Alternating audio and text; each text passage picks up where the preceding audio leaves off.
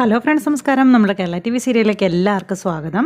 അങ്ങനെ ദേ നമ്മുടെ അപ്പുവും അതുപോലെ ഹരിയും കൊച്ചും കൂടി ദേ അമരാവതിയിലേക്ക് പോകാനായിട്ട് റെഡി ആയിട്ടിരിക്കുന്നു. ഈ സമയത്ത് ബാലൻ കൊച്ചിന് വലിയ സമ്മാനമൊക്കെ കൊണ്ടു കൊടുത്തു. അപ്പോൾ അച്ഛനും അമ്മയും വരുന്നില്ലേ എന്നുള്ള കാര്യം ചോദിച്ചപ്പം അച്ഛനും അമ്മയും വരുന്നില്ല, മക്കൾ പോയിട്ട് വരാൻ പറഞ്ഞ് അങ്ങനെ ദേ ദേവൂട്ടിക്ക് ഉമ്മയൊക്കെ കൊടുത്ത് യാത്രയാക്കുക അവർ രണ്ടുപേരും കൂടി. അങ്ങനെ ദേ അവർ പോണു. അവർ അമരാവതിയിലേക്ക് ബൈക്കിനാണ് ചെല്ലുന്നത്. അങ്ങനെ അവർ 3 പേരും കൂടെ വണ്ടിയിൽ ചെന്ന് ഇറങ്ങിയപ്പോൾ കാണുന്നത് അവിടെ അലങ്കരിച്ച് ഭയങ്കര സെറ്റപ്പിലൊക്കെ വെച്ചേക്കുന്ന. ഇത് കണ്ടപ്പോഴേക്കും കൊച്ചിന് ഭയങ്കര സന്തോഷമായി. ദേ നോക്കിക്കേ മമ്മി, ദേവൂട്ടിയുടെ ഫോട്ടോ എന്നും പറഞ്ഞു കൊച്ചു ഭയങ്കര സ്നേഹത്തോടെ ഇങ്ങനെ ആ ഒരു കൗതുകത്തോടെ ഇത് നോക്കുക. ഹായ്, എന്ത് രസമാണ്, നല്ല ഭംഗിയില്ലേ എന്നൊക്കെ ഇങ്ങനെ ചോദിച്ചു. അപ്പോൾ അതെല്ലാം കഴിഞ്ഞപ്പോഴത്തേക്കും ഹരിക്ക് ഇതൊക്കെ കണ്ടിട്ട് വലിയ ഇഷ്ടപ്പെടുന്നില്ല. ഇതൊക്കെ ദേവൂട്ടിയുടെ പിറന്നാളായിട്ട് വെച്ചിരിക്കുന്നതാണോ മമ്മി എന്ന് ചോദിച്ചപ്പം അതേ മോളുടെ പിറന്നാളിന് മോളുടെ മുത്തശ്ശൻ അലങ്കരിച്ചിരിക്കുന്ന ഇതൊക്കെ എന്നും പറഞ്ഞുകൊണ്ട് അപ്പു കൊച്ചിനോട് പറഞ്ഞു. അപ്പോഴേക്കും തമ്പി ഇങ്ങനെ ഇറങ്ങി വന്നു. ഇതാരാ, മുത്തശ്ശൻ്റെ മോളൂട്ടി വന്നോ എന്നൊക്കെ ചോദിച്ചുകൊണ്ട് ഇങ്ങനെ നമ്മുടെ തമ്പി അതുപോലെ തന്നെ അംബികയും നിങ്ങൾ വരാൻ വൈകുമെന്ന് ടെൻഷൻ അടിച്ചിരിക്കുകയായിരുന്നു തമ്പിയേട്ടൻ എന്ന് പറഞ്ഞു അംബിക. എന്തായാലും നേരത്തെ എത്തിയല്ലോ, ഗസ്റ്റുകളൊക്കെ എത്തി തുടങ്ങിയിട്ടേ ഉള്ളൂ എന്നും അകത്തേക്ക് വാന്നും പറഞ്ഞ് തമ്പി അവരെ അകത്തേക്ക് വിളിക്കുന്നു. ഹരിയാണ് വലിയ താല്പര്യമൊന്നും ഇല്ലാതെയാണ് അകത്തേക്ക് കയറി ചെല്ലുന്നത്. എന്തായാലും ഇവർ കയറി ചെന്നപ്പോൾ അവിടെ കുറേ പേരൊക്കെ ഉണ്ടായിരുന്നു. എല്ലാവരെയും കണ്ടു, എല്ലാവരെയും പരിചയപ്പെട്ടു. അത് കഴിഞ്ഞപ്പോൾ ദേവൂട്ടി നമുക്ക് അങ്ങോട്ട് ഇരിക്കാം എന്നും പറഞ്ഞ് തമ്പി കൊച്ചിനെയും കൂട്ടിക്കൊണ്ട് അങ്ങോട്ടേക്ക് പോണു. ഈ സമയത്ത് അപ്പു ഭയങ്കര സന്തോഷത്തിലാട്ടോ. ഹരിക്കാണ് വലിയ സന്തോഷമൊന്നുമില്ലേ, എല്ലാവരും ഇങ്ങനെ നോക്കിക്കൊണ്ട് ഇങ്ങനെ നിൽക്കുന്നു. എന്തായാലും തമ്പിയുടെ അടുത്ത് നിന്ന് കുഞ്ഞിരുന്നു. അപ്പോഴേക്കും മഹേന്ദ്രൻ അവർക്ക് കുടിക്കാനോ ജ്യൂസും ഒക്കെ എടുത്തുകൊണ്ട് വന്നു.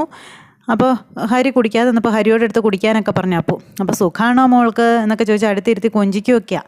ഇതൊക്കെ കണ്ട് ഹരിക്ക് ആകെ പേടിയാകുന്നുണ്ട്. അംബികയെ ദേവൂട്ടിയെ കൊണ്ടുപോയി ബർത്ത്ഡേ ഡ്രസ്സ് അണിയിച്ച് മോൾക്കുള്ള ഗിഫ്റ്റും എടുത്തുകൊണ്ട് വരാൻ പറഞ്ഞു. അപ്പോൾ ദേവൂട്ടി, മുത്തശ്ശൻ മോൾക്ക് നല്ല ഉടുപ്പ് കിട്ടുതരാമെന്ന് പറഞ്ഞപ്പം വേണ്ട, ഇതാ എൻ്റെ ബർത്ത്ഡേ ഡ്രസ്സെന്ന് പറഞ്ഞു നമ്മുടെ ദേവൂട്ടി. ഇത് കേട്ടപ്പോഴേക്കും അപ്പുവും ഹരിയും ഇങ്ങനെ നോക്കി നിൽക്കുക. ഇതെൻ്റെ അമ്മ എനിക്ക് ഇട്ട് തന്നതാ, എനിക്ക് ഈ പട്ടുപാവാടയും ഉടുപ്പും മതി എന്നും പറഞ്ഞുകൊണ്ട് ദേവൂട്ടി പറഞ്ഞു. അത് കേട്ടപ്പോൾ അപ്പു മോളെ നിർബന്ധിച്ച് അവൾ വാശി പിടിച്ച് കരയുമെന്നറിയാമല്ലോ നിനക്ക്. ഡാഡിയുടെ മമ്മിയുടെ ആഗ്രഹമല്ലേ ഹരി, മോൾക്ക് ഇഷ്ടമായില്ലെങ്കിൽ ഡ്രസ്സ് ചേഞ്ച് ചെയ്ത് പട്ടുപാവാടയും ബ്ലൗസും തന്നെ ഇടിക്കാമല്ലോ എന്ന് പറഞ്ഞു അപ്പു. അപ്പം മോൾക്ക് ഇഷ്ടമാവും ഉടുപ്പ്, വന്നൊന്ന് ഇട്ട് നോക്കാൻ പറഞ്ഞു അംബിക. വേണ്ട, എനിക്ക് എൻ്റെ അമ്മ ഇട്ട് തന്ന ഡ്രസ്സ് മാത്രം മതി എന്നും പറഞ്ഞുകൊണ്ട് അങ്ങനെ നമ്മുടെ കുഞ്ഞു പറഞ്ഞപ്പോൾ മമ്മി എന്നും പറഞ്ഞു വിളിച്ചു.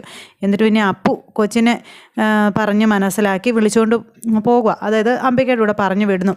അപ്പോൾ ദേവൂട്ടി മുത്തശ്ശി മോൾക്ക് നല്ല ഡ്രസ്സ് ഇട്ട് തരാട്ടോ എന്നൊക്കെ പറഞ്ഞ് കൂടെ കൊണ്ടുപോയി. അത് കഴിഞ്ഞപ്പോഴത്തേക്കും തമ്പി ഇങ്ങനെ അവിടെ നിൽക്കുന്നു. ഹരി ഇങ്ങനെ ഒറ്റപ്പെട്ട് നിൽക്കുന്നതിനോട് അങ്ങോട്ടേക്ക് ചെന്നു. ഹരിയോട് വർത്താനം പറഞ്ഞുകൊണ്ടിരിക്കുമ്പോഴേക്കും അടുത്ത ആൾ വന്നു. ഓരോരുത്തരായിട്ട് പരിചയപ്പെടുത്തുന്നു. അപ്പോൾ ഹരിയെ ശരിക്കും അവഗണിക്കുന്നതായിട്ട് ഹരിക്ക് തോന്നി കേട്ടോ. തമ്പി ഇങ്ങനെ മുഴുവൻ പ്ലാൻ ചെയ്തിരിക്കുന്നതാണെന്നുള്ള കാര്യം മനസ്സിലായി. ഹരി എന്നിട്ട് അപ്പുവിനെ ഇങ്ങനെ നോക്കി. എന്നിട്ട് നേരെ അപ്പുവിൻ്റെ അടുത്തേക്ക് ചെന്നു. അപ്പു ആണെങ്കിൽ ഒരു ചിരിയൊക്കെ ചിരിച്ചൊന്നും മനസ്സിലാകാത്തതുപോലെ അവിടെ അങ്ങനെ ഇരിക്കുക. ഇതൊക്കെ മൊത്തത്തിൽ കണ്ടു കഴിഞ്ഞപ്പം ഇതെന്താ അപ്പു, പ്രത്യേകിച്ച് ആരെയും ക്ഷണിക്കുന്നില്ല, ആർഭാടങ്ങളൊന്നും ഇല്ലെന്നല്ലേ ഡാഡി ഇന്നലെ നമ്മളോട് പറഞ്ഞത്. എന്നിട്ടിപ്പോൾ അമരാവതി ആകെ അലങ്കരിച്ച് ഗസ്റ്റുകളെയും ക്ഷണിച്ച് ആഘോഷമാക്കിയല്ലോ എന്നൊക്കെ പറഞ്ഞപ്പോൾ ഇത്രയൊന്നും ഞാൻ പ്രതീക്ഷിച്ചില്ലെന്നും പറഞ്ഞു. ഇനിയിപ്പോൾ കേക്ക് കട്ടിങ്ങും സദ്യയൊക്കെ കഴിഞ്ഞ് പറഞ്ഞ സമയത്ത് നമുക്ക് വീട്ടിലെത്താൻ പറ്റുമോ എന്നൊക്കെ ചോദിച്ചപ്പോൾ അതൊന്നും ഓർത്ത് നീ ഇപ്പോഴേ ടെൻഷൻ ആവണ്ടടാ, ഒക്കെ നമുക്ക് റെഡിയാക്കാമെന്ന് പറഞ്ഞു. അപ്പോൾ നമ്മളെന്തായാലും പുറത്തുനിന്ന് ആരെയും ക്ഷണിക്കാതിരുന്ന് നന്നായെന്ന് ബാലൻ പറഞ്ഞു. സേതുവേട്ടൻ എന്താ പറഞ്ഞതെന്ന് ചോദിച്ചപ്പോൾ പരമാവധി എത്താമെന്നാണ് പറഞ്ഞത്, എത്താൻ കഴിഞ്ഞില്ലെങ്കിലും വിഷമമൊന്നും തോന്നരുതെന്നും പറഞ്ഞെന്ന് പറഞ്ഞു. സേതുവേട്ടൻ എത്തിയില്ലെങ്കിലും ജയന്തേച്ചി എന്തായാലും എത്താതിരിക്കില്ല, അത് ഉറപ്പാണെന്ന് അഞ്ചു. ഇനിയിപ്പോൾ ഉച്ചക്കലത്തെ സദ്യ അമരാവതിയിലാണെന്ന് അറിഞ്ഞുകൊണ്ട് ജയന്തേടത്തി കാലത്തെ അങ്ങോട്ട് തന്നെ വിട്ടോന്നും അറിയാൻ പാടില്ലല്ലോ എന്നൊക്കെ ശിവൻ പറഞ്ഞപ്പോൾ അങ്ങോട്ട് പോകാൻ വഴിയൊന്നുമില്ല എന്ന് പറഞ്ഞു ദേവി. അവിടെ ചെന്നാലും പഴയതുപോലെ അപ്പുവിൻ്റെ ഭാഗത്തു നിന്നോ അല്ലെങ്കിൽ അവരുടെ ആരുടെയും ഭാഗത്തു നിന്നോ വലിയ പ്രതീക്ഷകളൊന്നും ഇല്ലാത്തത് കൊണ്ട് ആ പേടിയൊന്നും വേണ്ടെന്ന് ദേവി പറഞ്ഞു. അപ്പോൾ എന്തായാലും കഴിഞ്ഞു പോയ കാര്യങ്ങളൊക്കെ ഓർത്ത് പേടി കാണും. എന്താണെന്ന് വെച്ചാൽ ഹരി അവിടെ ഉണ്ടല്ലോ, അതുകൊണ്ട് വലിയ കളി കളിക്കില്ല എന്ന് പറഞ്ഞു. പിന്നെ അതൊരു മാനക്കേടാവുമല്ലോ, അപ്പോൾ പിന്നെ ഒന്നും മിണ്ടാൻ വഴിയില്ലെന്ന് പറഞ്ഞപ്പോൾ മാനക്കേട് ആർക്ക്, ജയന്തേച്ചിക്കോ? ദേവജിക്ക് എന്താ പറ്റിയേ, പൂർത്തിയായി എന്നും പറഞ്ഞ് നമ്മുടെ അഞ്ചു. അങ്ങനെ വല്ല മാനക്കേടും തോന്നുന്ന ആളായിരുന്നെങ്കിലേ ഈ സാന്ത്വനത്തിൻ്റെ പടി ചവിട്ടാൻ പിന്നീട് വരുമായിരുന്നു എന്ന് ചോദിച്ചു. അങ്ങനെ ഇവർ ആ കാര്യവും പറഞ്ഞുകൊണ്ട് അങ്ങനെ ഇരിക്കുന്നു. അത് കഴിഞ്ഞപ്പോഴേക്കും അങ്ങോട്ടേക്ക് കേക്കും കൊണ്ട് ആ ചേച്ചി വന്നു. അപ്പോൾ അയ്യോ നിങ്ങളെല്ലാവരും റെഡി ആയിട്ടിരിക്കുകയായിരുന്നോ, ഞാൻ വരെ ലേറ്റായോ എന്നൊക്കെ ചേച്ചി ചോദിച്ചപ്പം ഇല്ല സമയം ആകുന്നതേ ഉള്ളൂ എന്ന് പറഞ്ഞു. ഈ കേക്ക് ഇപ്പോൾ എവിടെയൊന്ന് വെക്കാമെന്ന് ചോദിച്ചപ്പം ഈ ടീപ്പോയിൽ വെച്ചോളാൻ പറഞ്ഞ് അഞ്ചു കാണിച്ചു കൊടുത്തു. ആ ചേച്ചി ആ കേക്ക് അവിടെ അങ്ങനെ വെച്ചു. അല്ല ബർത്ത്ഡേ ബേബി ഹരിയൊക്കെ എവിടെ? ബർത്ത്ഡേ ബേബി ഡാഡിയുടെയും മമ്മിയുടെയും കൂടെ മുത്തശ്ശനെ കാണാൻ പോയിരിക്കുകയാണെന്ന് പറഞ്ഞു. ആ എന്നാൽ പിന്നെ ഞാൻ അങ്ങോട്ട് ഇറങ്ങിക്കോട്ടെ. അല്ല, കേക്കിൻ്റെ ക്യാഷ് വേണ്ടേ? അത് ഞാൻ കടയിൽ വരുമ്പോൾ വാങ്ങിച്ചോളാമെന്ന് പറഞ്ഞു. പിന്നെ ബർത്ത്ഡേക്ക് കേക്ക് കട്ട് ചെയ്യുന്ന ഫോട്ടോസും മറ്റും എൻ്റെ ഫോണിലേക്കൊന്ന് അയച്ചേക്കണേ ദേവി എന്നും പറഞ്ഞുകൊണ്ട് ആ ചേച്ചി പറഞ്ഞു. റേച്ചൽ വരില്ലേ എന്ന് ചോദിച്ചപ്പോൾ ഇല്ല ദേവി, ഇന്ന് തന്നെ വേറെ 2-3 ഓർഡറുകളുണ്ട്. എൻ്റെ ബർത്ത്ഡേ വിഷസ് ദേവമോളോടൊന്ന് പറഞ്ഞേക്കണേ എന്നും പറഞ്ഞുകൊണ്ട് പുള്ളിക്കാരി പോയി. അപ്പോൾ കേക്ക് വന്ന സ്ഥിതിക്ക് ഇനിയിപ്പോൾ എല്ലാ കാര്യങ്ങളും ചെയ്യാം എന്നും പറഞ്ഞുകൊണ്ട് അവരങ്ങനെ എല്ലാം റെഡിയാക്കുന്നു. ഈ സമയം തമ്പി അവിടെ ഇരുന്ന് ഫോണിൽ വിളിക്കുക. എന്താ വരാത്തേ? ശരി ആയിക്കോട്ടെ, കുഴപ്പമൊന്നുമില്ല, നമുക്ക് വൈകുന്നേരം കാണാം എന്നൊക്കെ പറഞ്ഞ് ഹരി ഇതൊക്കെ ശ്രദ്ധിക്കുന്നുണ്ട്. അപ്പോൾ ഭയങ്കര സന്തോഷത്തിലാണ്. ഇതൊക്കെ കണ്ട് അപ്പു ഇങ്ങനെ സന്തോഷിച്ച് നിൽക്കുമ്പോൾ നമ്മുടെ കൊച്ചിനെ ഒരുക്കിക്കൊണ്ട് വന്നു. ഹരി നോക്കിക്കേ, നമ്മുടെ മോള് ബർത്ത്ഡേ ഡ്രസ്സ് അണിഞ്ഞ് വരുന്ന നോക്കിക്കേ എന്നും പറഞ്ഞുകൊണ്ട് ഇങ്ങനെ അപ്പു കാണിച്ചു കൊടുക്കണം. അപ്പോൾ അത് കണ്ടു കഴിഞ്ഞപ്പോൾ ഒരു ചിരിയൊക്കെ ചിരിച്ചിങ്ങനെ നിൽക്കും അവർ. സുന്ദരി ആയിട്ടുണ്ടല്ലോ എന്നൊക്കെ ഇങ്ങനെ പറഞ്ഞു. അങ്ങനെ അതും പറഞ്ഞ് ആ ഒരു ഇതിലിങ്ങനെ നിൽക്കുന്നു. ഈ സമയത്ത് ഹരിക്ക് വലിയ ഇഷ്ടമൊന്നും ആയില്ല കേട്ടോ. ദേവൂട്ടിക്ക് മുത്തശ്ശൻ്റെ വക ഒരു ബർത്ത്ഡേ ഗിഫ്റ്റ് കൂടി ഉണ്ട് കേട്ടോ എന്നും പറഞ്ഞ് അതെടുത്ത് അംബികയുടെ കയ്യിൽ നിന്ന് വാങ്ങിച്ചു. എന്നിട്ട് ആ കഴുത്തിലേക്ക് അങ്ങ് വെച്ച് കൊടുത്തു. അപ്പോൾ അത് ഡയമണ്ട് നെക്ലേസ്. ഈ സമയത്ത് ദേവി ഇട്ട് കൊടുത്ത മാല അത് കഴുത്തിൽ നിന്ന് ഊരിയെടുക്കുക. അപ്പോഴേക്കും അത് ഊരണ്ടാന്ന് ഹരി ഇങ്ങനെ പറഞ്ഞപ്പോൾ അത് ഊരിക്കോട്ടെ ഹരി, ഡാഡിയുടെ മമ്മിയുടെ ഒരു സന്തോഷമല്ലേ എന്ന് അപ്പു. അപ്പോൾ ഹരി ഒന്നും മിണ്ടുന്നില്ല. തിരികെ പോകുമ്പോൾ നമുക്ക് ആ മാല ദേവൂട്ടി അണിയിക്കാവല്ലോ എന്നൊക്കെ അപ്പു പറഞ്ഞു. ആയിക്കോട്ടെ എന്നും പറഞ്ഞുകൊണ്ട് ഇങ്ങനെ നിൽക്കുകയാണ് നമ്മുടെ ഹരി. കൊച്ച് ആദ്യം സമ്മതിച്ചില്ല കേട്ടോ. പക്ഷേ മോളുടെ അച്ഛൻ അണിയിച്ച ഈ മാലയെ മുത്തശ്ശിതേ ഈ ഡയമണ്ട് നെക്ലേസിൻ്റെ ബോക്സിലാക്കി മോളുടെ കവറിൽ വെച്ച് തരാം കേട്ടോ എന്നൊക്കെ അംബിക പറഞ്ഞു. അപ്പോൾ എന്താ ഈ കവറിൽ? പട്ടുപാവാടയും ബ്ലൗസുമാണ്. ഇത് തിരികെ പോകാൻ നേരം കൊടുത്തയച്ചാൽ പോരായിരുന്നോ എന്ന് ചോദിച്ചു. പക്ഷെ അത് മുറിയിലിട്ടിട്ട് പോരാൻ മോളൂട്ടി സമ്മതിച്ചാലല്ലേ എന്ന് ചോദിച്ചു നമ്മുടെ അംബിക. അപ്പോൾ അത് കേട്ടപ്പോൾ മുത്തശ്ശന് നെക്ലേസ് മോളുടെ കഴുത്തിൽ അണിയിച്ച് തരട്ടെ എന്ന് ചോദിച്ചു. എന്ന് കൊച്ചു പറഞ്ഞു. തമ്പി അതിട്ട് കൊടുക്കുക. അതിട്ട് കൊടുത്തിട്ട് നല്ല അടിപൊളിയായിട്ടുണ്ടെന്നും പറഞ്ഞുകൊണ്ട് ഇങ്ങനെ നിൽക്കുന്നു. ഈ സമയത്ത് ഒരാൾ അങ്ങോട്ടേക്ക് വന്നേ. ഇനി ബർത്ത്ഡേ കേക്ക് കട്ട് ചെയ്യുന്ന സമയമല്ലേ എന്ന് ചോദിച്ചപ്പം സമയം ആയിട്ടില്ലല്ലോടാ, പിന്നെ പ്രധാനപ്പെട്ട ഒരാളും കൂടി വരാനുണ്ട്, എന്നിട്ടേ കേക്ക് കട്ട് ചെയ്യുന്ന ചടങ്ങും പാർട്ടിയൊക്കെ തുടങ്ങുമെന്ന് പറഞ്ഞു. ശരി ആയിക്കോട്ടെ, താൻ വാ എന്ന് പറഞ്ഞ് അയാളെ വിളിച്ചുകൊണ്ട് ഈ തമ്പി അപ്പുറത്തേക്ക് പോവുകയാണേ. ഈ സമയത്ത് അവിടെ ദേവിയും ശിവനും ഇവരെല്ലാവരും കൂടെ ചേർന്ന് അവിടെ ഓരോ കാര്യങ്ങൾ ചെയ്യുക. അപ്പോഴും അമ്മാമ്മയുടെ കോള് വന്നു. എന്താ അമ്മാമ്മേ, എന്തിനാ വിളിച്ചതെന്ന് ചോദിച്ചു. അപ്പോൾ ഇവരിങ്ങനെ നോക്കി നിൽക്കും. അപ്പോൾ എന്താ സംഭവം എന്ന് ഓർത്ത്. ആണോ, അത് കുഴപ്പമില്ല, നേരത്തെ ഡോക്ടറെ കണ്ടു കഴിഞ്ഞാൽ എത്താൻ പറ്റുമെങ്കിൽ എത്തിയാൽ മതിയെന്നും ബാലൻ ഇങ്ങനെ പറഞ്ഞു. അപ്പോഴത്തേക്കും എന്താണെന്ന് ചോദിച്ചു. ഫോൺ കട്ട് ചെയ്ത്. അപ്പോൾ അമ്മാമ്മയും അമ്മായിയും കൂടെ ആശുപത്രിയിൽ പോയത്. അത് കഴിഞ്ഞിട്ട് സമയമുണ്ടെങ്കിലേ വരുള്ളൂ എന്നുള്ള കാര്യം ഇങ്ങനെ ബാലൻ ഇവരോട് പറഞ്ഞു. എന്തായാലും അവിടുത്തെ കാര്യം എന്തായോ എന്തോ, ദേവൂട്ടി സന്തോഷമായിട്ടിരുന്നാൽ മതിയായിരുന്നു നമ്മുടെ ദേവി അന്നേരം പറഞ്ഞേ. അങ്ങനെ ഇവർ ആ ഒരു കാര്യവും പറഞ്ഞുകൊണ്ട് ഇങ്ങനെ അവിടെ ഇരിക്കുന്നു. പാവങ്ങളെല്ലാ ഒരുക്കങ്ങളും പൂർത്തിയാക്കിയിട്ടോ.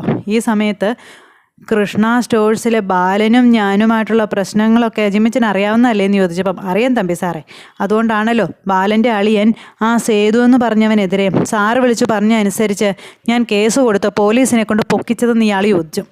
അതോടെ അവൻ്റെ സെക്യൂരിറ്റി പണിയും തെറിച്ചില്ലേ എന്നൊക്കെ ചോദിച്ചു. പക്ഷേ ശരിക്കും സേതു എന്ന് പറഞ്ഞവന് വേണ്ടി എന്നെ തല്ലിയവനായിട്ടായിരുന്നു 2 എണ്ണം കടുപ്പത്തിൽ കൊടുക്കേണ്ടിയിരുന്നത്. എന്തായിരുന്നു അവൻ്റെ പേര്? ശിവൻ.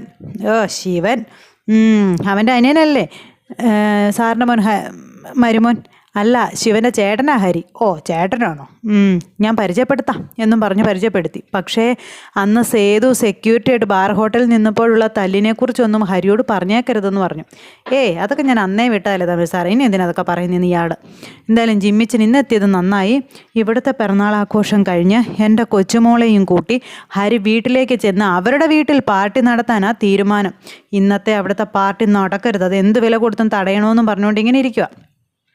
അപ്പോൾ പിന്നെ സാർ അതിനെക്കുറിച്ച് ഒന്നും പറയണ്ട, അക്കാര്യം ഞാൻ ഏറ്റു എന്നും പറഞ്ഞുകൊണ്ട് ജിമ്മിച്ചനും അങ്ങ് ഏറ്റു. അങ്ങനെ ഇവർ രണ്ടുപേരും കൂടെ സംസാരിച്ചുകൊണ്ട് നിൽക്കുന്ന സമയത്ത് നമ്മുടെ ഹരി അങ്ങോട്ടേക്ക് വന്നു. അപ്പോൾ ഹരി അങ്ങ് വിളിച്ചേ. ഹരി ഇങ്ങ് വന്നേ എന്നും പറഞ്ഞു. ഇതാരാന്ന് മനസ്സിലായെന്ന് ചോദിച്ചു. അപ്പോൾ ഇല്ലയെന്ന് പറഞ്ഞു. ഇതാണ് ജിമ്മിച്ചൻ. ശരിക്കും എൻ്റെ ഫ്രണ്ട് ജിമ്മിച്ചൻ്റെ ഏട്ടനാ, XMLA ആണെന്നും. പിന്നെ ജിമ്മിച്ച, ഇതാണ് എൻ്റെ മരുമോൻ ഹരികൃഷ്ണൻ. ഹരി എന്നാ ഞങ്ങളെല്ലാവരും വിളിക്കാറ്. MBA-കാരനാന്ന് പറഞ്ഞപ്പോൾ കൈയൊക്കെ കൊടുത്തു. കണ്ടതിൽ സന്തോഷം എന്ന് പറഞ്ഞു. ഹരി എന്ത് ചെയ്യുന്നു?